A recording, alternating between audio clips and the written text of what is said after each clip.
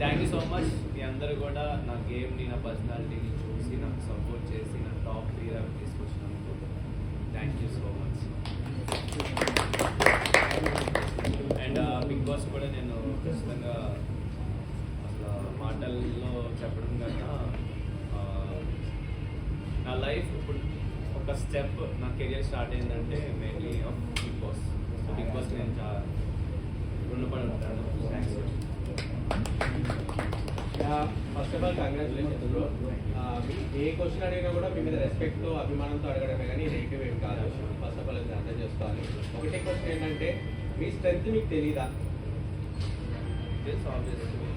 తెలిసిన తర్వాత మీరు ఎందుకు బిగ్ బాస్ హౌస్లో అంటే నా పర్సనల్ ఒపీనియన్ ఇది ఫస్ట్ నుంచి లాస్ట్ వరకు మీకు సపోర్ట్ చేసిన పర్సన్స్లో నేను ఇక్కడ వైఎస్ డ్రెస్ ఉంది కదా మేమిద్దరం బాగా సపోర్ట్ చేస్తాం మీకు, హిమాన్యుల్ గారికి మీకు అను.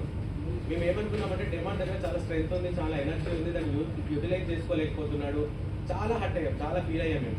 తనకున్న కేపబిలిటీ తనకు తెలియదు అని అంటే మెతకతనం అనేది కరెక్ట్ కాదు, ఎందుకు ఇట్లా ఎక్కడ కూడా డౌన్ అయిపోవడము ఆయన తెలియాలి కదా అని చెప్పేసి చాలా ఫీల్ అయ్యాము. సో మీ స్ట్రెంత్ మీకు తెలిసిన తర్వాత మనకు బిగ్ బాస్లో మాకు చూపించినట్టుగా మాకు అనిపించదు. అంటే యాక్చువల్ నేను ఇప్పటికీ చూడలేదు ఈవెంట్ టెలికాస్ట్ అని, ఎందుకంటే వర్క్స్లో బిజీ అంటే ఇదే రైట్ టైం నేను ఫస్ట్ ఇంకా ప్రొడక్టివ్ అవ్వాలని చెప్పి ప్రొడక్టివ్ అవ్వాలి. బట్ చాలామంది ఏం చెప్పారంటే ప్రాపర్గా అంటే వాళ్ళకి కూడా 1 అవరే కదా టెలికాస్ట్.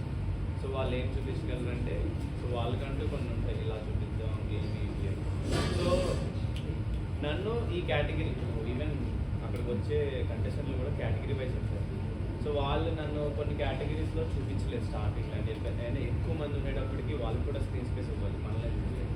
సో అప్పుడు నన్ను చూపించలేదు. బట్ టాప్ 5 వచ్చినప్పుడు నాకు స్క్రీన్ స్పేస్ ఎక్కువ దొరికింది. సో దానివల్ల మీ అందరికీ కూడా అది బాగా అనిపించింది. అండ్ నెక్స్ట్ వచ్చేసి నాకు కొంచెం